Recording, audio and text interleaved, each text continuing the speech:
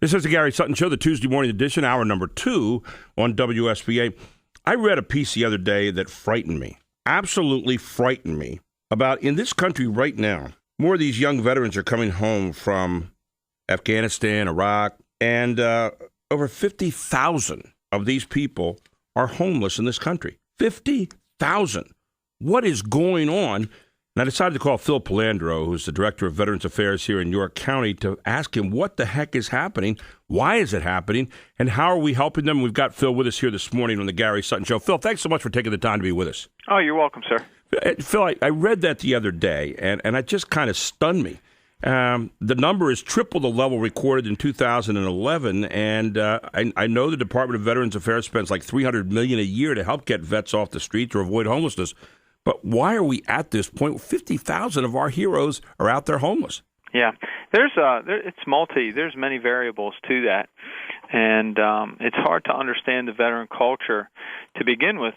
One of the variables is the veteran culture is such that not a whole lot of veterans come hat in hand, you know. Right. That's just not the way it is, you know. Where others may, the veterans aren't, and actually that's what makes them such good military people, you know. And in the field of battle and in tough situations, they're doing for themselves, and they're tough people. Yeah, they're tough people, and they have some pride and performance, and et cetera, et cetera. Well, you know, when you come back home and you're in a bad, tough situation, in their mind, the first thing is I'm going to dig myself out, you know, and that's what made them such a good troop when they were in. And unfortunately, that doesn't always happen, you know. They actually do need help. And but if they don't come to their local offices, if they don't make themselves known, it is hard to find them. You know, they would rather not be found for you know, the confidence, or not the confidence, but the self esteem factor. You know, so they stay nameless and faceless. But we know they're out there. But it's hard to help people if they don't make themselves known. You know, come into some place, ask for help. You know, now to that point, you know, there's a lot of reasons for that too, and part of that is, you know, there's a lot of PTSD now, and that's a recognized issue, and all the things that come along with that too, and then traumatic brain injury, et cetera, bad economy, you know, joblessness, you know, that whole thing. So there's just a ton of variables that actually go into that issue. Let me ask you a question about post-traumatic stress syndrome, PTSD. We didn't hear, I guess, a lot about that during World War II. We didn't hear a lot about that in some of the other wars, but we hear a lot about it now in more recent times. Is it because we didn't know as much then? Is it because it wasn't as prevalent, or was it just something? Is this something relatively new? No, it's definitely not new. Right. That's been going on since war. You know, since war has been going on, since people have been engaged in armed conflict that's been going on. Because we always heard, you know, I talked to my dad's generation, and they'd always, you know, come home and say, well, you know, we're just doing our job, you know, and they get real quiet, and they kind of go off on their own, and I didn't know if that was a way of maybe dealing with some of that stuff or not, looking back now in the wake of the PTSD cases today. Yeah, that is PTSD right there in its finest form, you know. I mean, it really is. That's a classic sign, you know, pulling back, separating yourself from people that love you and people that know you, being more reclusive, anger issues, alcohol dependency, drug dependency, homelessness. I mean, those are all things that happen as a result of PTSD, and we just know more about it now than we ever knew before. Right. There's just medical research that supports it and says, yes, absolutely, it's PTSD, where before you didn't know that. You heard battle fatigue, or somebody has, even way back in the Civil War, they used to call it a soldier's heart. You know, there was always little buzz terms, you know, throughout history that talked about it. But always about the same thing, really. It was talking about the same thing, but there's just medical research now that backs it up. And then, of course, you know, we got the internet, and we got a lot of ways to communicate now. And so the word's gotten out and gotten around, and that's a good thing, you know, awareness. And so that's how you come up with PTSD. They're also coming home to maybe an economy that they find a little different than the one that they possibly left if they went into the service, you know, before 2008. And that's got to be a shocker for a lot of these guys, too, because their economy is basically, during those years of fighting and during those years of serving, their economy is what the Army has for them or what the Marines or the Air Force or whatever has for them. Now you come home, and here you are now in a different kind of economy that has pared itself down quite a bit. Oh, definitely. And part of the issue, too, it's worth saying, too, is back in the 90s, we cut down the military. The Right. country went through this big thing. The administration cut down the military, the active duty forces, which now has put a lot of op-tempo, which is a term they use for overusage, or gauging the usage of equipment. It's put a lot of op-tempo and a lot of pressure on reserve units to continue getting deployed and continue getting deployed and continue getting deployed.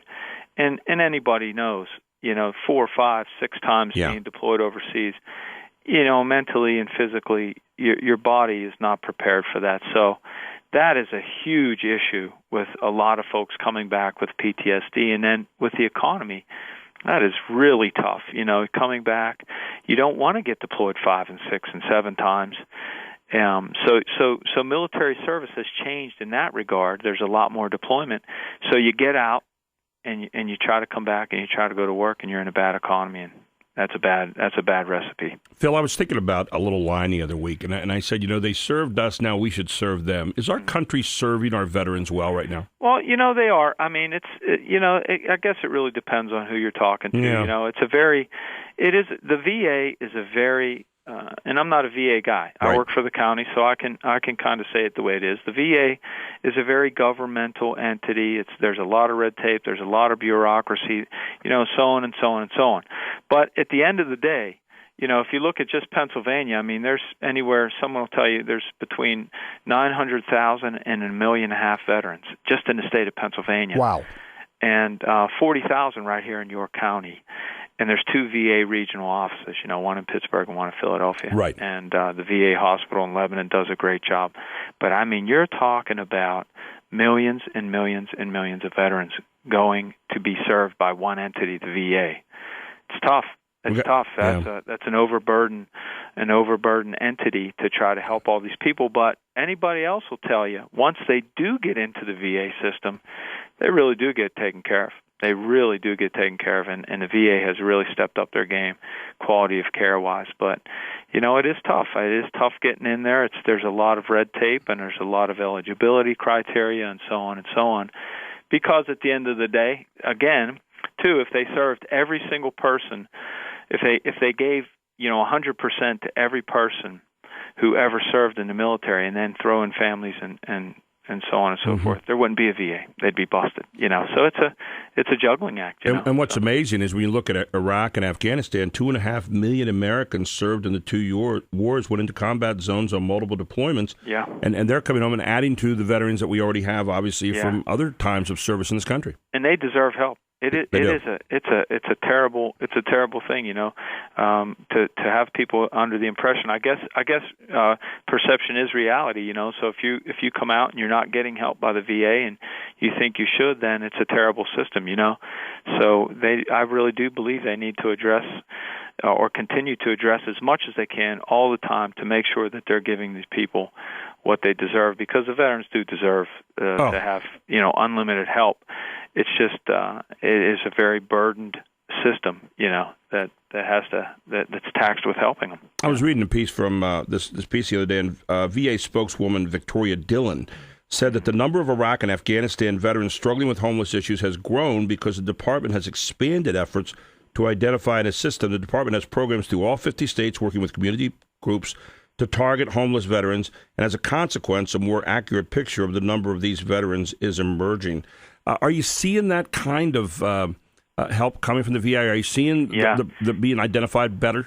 Yeah, just recently I actually was notified that the VA has allocated $600 million for SSVF, which is for supportive services for veteran families. So over the course of 2014 and 2015, there's going to be $600 million extra dollars allocated for grants and programs to try to address homelessness with veterans and families, right. which is that's great news. That's great news. So it's going to be up to all of us, the people that are doing my job and anybody else who's advocating for veterans to try and access these programs and this money, to constantly stay in that research and how do we do this, and then match the eligibility of the veterans and the veterans to these programs. Phil, I want to bring in a caller very quickly. Jim in York, just to comment on the VA benefits. We've got Jim in York. Jim, go ahead. It's your turn to make the call on the Gary Sutton Show. Thank you very much. Very timely Hi, Jim. Hey, hello, and thank you for your help. Yeah, thank you. Thanks for your service. I want to say I spent from 57 to 77 in the Air Force, and I'm currently being served by the VA, and I want to just make this positive comment.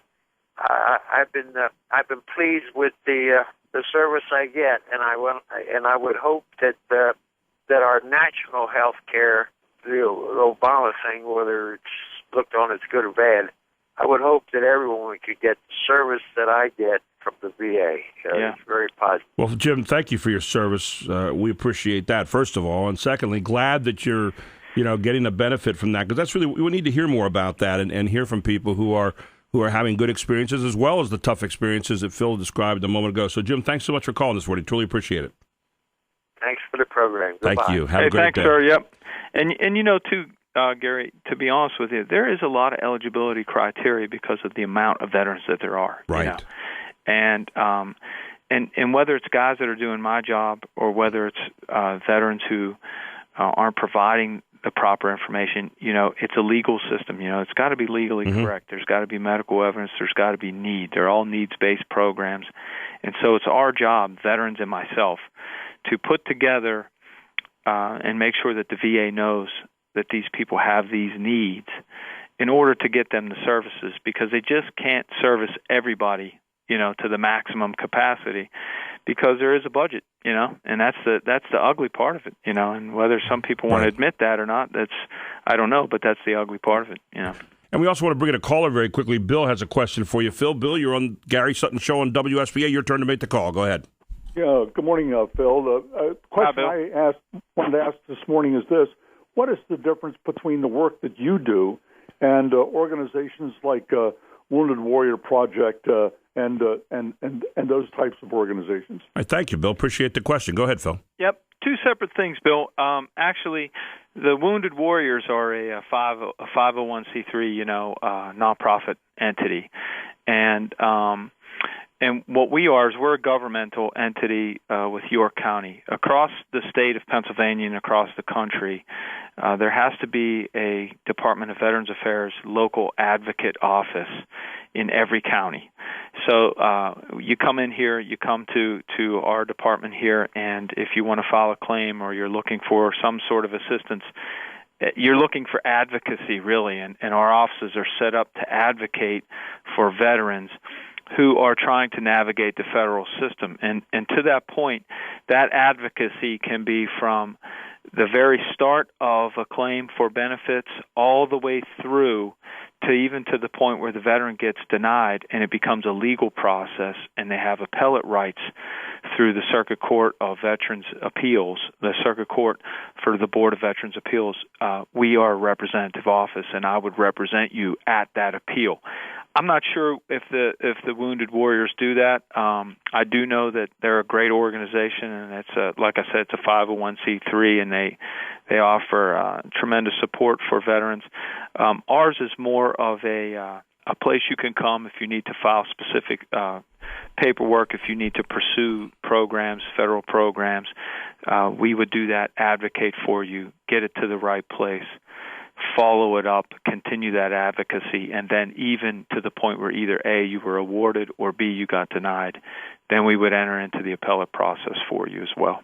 And two things very quickly, Phil. I know you kind of become a conduit through which a lot of questions pass, and you can find information for people. Yes. For veterans out there listening right now, what do you tell them?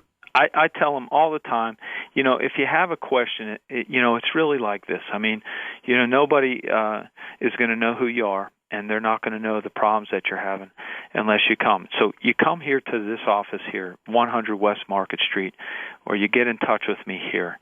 And then what I can do for you, sir, is then if I don't know the answer and we're all trained. We all go to the certification through the state and the whole thing. But, Title 38 U.S. Code is a huge book with a lot of laws and a lot of regulations and guidelines. It's virtually impossible to know everything. However, I can pursue that, and will find that out for you, on your behalf. So I would say if you have any idea on what you might be pursuing, what you might need, contact me. And then that's my job, is to advocate for you and try to find that, and then find that eligibility criteria out, see if you meet it. If you meet it, then we pursue getting the benefit for you. Is there a phone number they can call, Phil? Yes. It's area code 717-771-9218. Okay. Phil, we really appreciate you taking time to be with us this morning. And again, for veterans out there who may be loath to going to get help, for people who know veterans who are struggling, get hold of Phil. 771-9218, 100 West Market Street is the place to go. Phil, I really appreciate you taking time this morning. This is something we cannot ignore as a country. We need to help. Yeah, appreciate you having me, and that's absolutely for sure, and that's what we do. Well, Phil, thank you for your service in helping these brave heroes among us. We really appreciate it. Thanks. I appreciate you having me. Take care. Phil Pilandro with us here on the Gary Sutton Show on WSBA.